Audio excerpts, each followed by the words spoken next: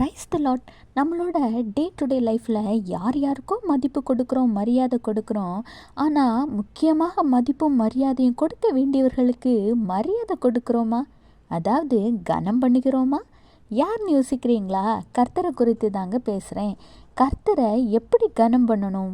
கர்த்தரை கனம் பண்ண பல வழிகள் இருக்கு. அதில் ஒன்று நீதிமொழிகள் 3:9, உன் பொருளாலும் உன் எல்லா விளைவின் முதற் பலனாலும் கர்த்தரை கனம் பண்ணு. அதாவது தசம பாகங்க. இந்த வார்த்தையை கேட்டதும் நிறைய பேருக்கு கசப்பாக தான் இருக்கும். ஏன்னா ஆசீர்வாதத்தை தாங்கன்னு கேட்டு பெற்றுக்கொள்ளும் பொழுது நமக்கு சந்தோஷமாக இருக்கும். அந்த ஆசீர்வாதம் கிடைத்த பிறகு அதை தந்த ஆண்டவருக்கு 10 வைக்க ரொம்ப கஷ்டமாக இருக்கும். அப்படி தானே? இதில் நிறைய பேர் ஆண்டவர் தாராரு, அதுக்கு நம்ம உடனே கண்டிப்பாக திரும்ப கொடுக்கணுமா அப்படின்னு சொல்லுவாங்க.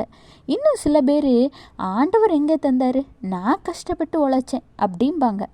ஒன்று ஞாபகம் வச்சுக்கோங்க, நீங்கள் உழைக்க உங்களுக்கு உதவி செய்தது யார்? உங்கள் கை கால் சரீரங்களை பலமானதாக மாற்றி உங்களை ஆசீர்வதித்தது யார்?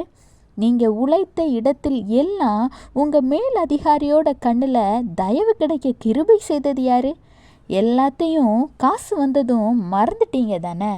ஒன்று மட்டும் ஞாபகம் வச்சுக்கோங்க, தசம பாகங்கிறது ஆண்டவருக்கு நீங்கள் பதிலுக்கு பதில் கொடுக்கறது இல்லை, அப்படி கட்டாயப்படுத்துகிற காரியமும் இல்லைங்க. அவர் உங்கள் வாழ்க்கையில் உங்களுக்கு தந்த ஆசீர்வாதங்களுக்காக நீங்கள் மனப்பூர்வமாக நன்றி சொல்ல விதமாக நீங்கள் ஆண்டவருக்கு செலுத்துகிற ஒரு சிறிய கனம்தான்.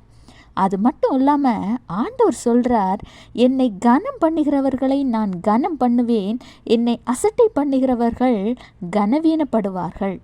ஆனால் ஒன்று மட்டும் ஞாபகம் வச்சுக்கோங்க, நீங்கள் ஆண்டவருக்கு கொடுக்குற ஒவ்வொரு ரூபாய்க்கும் உள்ள பிரதிபலனை உலக வாழ்க்கையில் அடைய தான் செய்வீங்க. தசம பாகம் கொடுக்குற குடும்பத்தில் போய் கேளுங்க, அந்த குடும்பத்தில் எவ்வளவு கஷ்டங்கள், பிரச்சனைகள், சோதனைகள் இருந்தாலும் தரித்திரம் என்கிற வார்த்தைக்கே இடமே இல்லை. அது இருக்கவே இருக்காது. ஏன்னா ஆண்டவருக்கு அவங்க கரெக்டாக தசம பாகம் செலுத்துகிறாங்க, அதாவது நன்றி சொல்கிறாங்க. இனிமேலாவது தசம பாகத்தை கஷ்டப்பட்டு கொடுக்காம இஷ்டப்பட்டு கொடுங்க. உங்கள் வாழ்க்கையிலும் தரித்திரம் இல்லாமல் வாழ்வீங்க. Have a blessed day. Jesus bless you.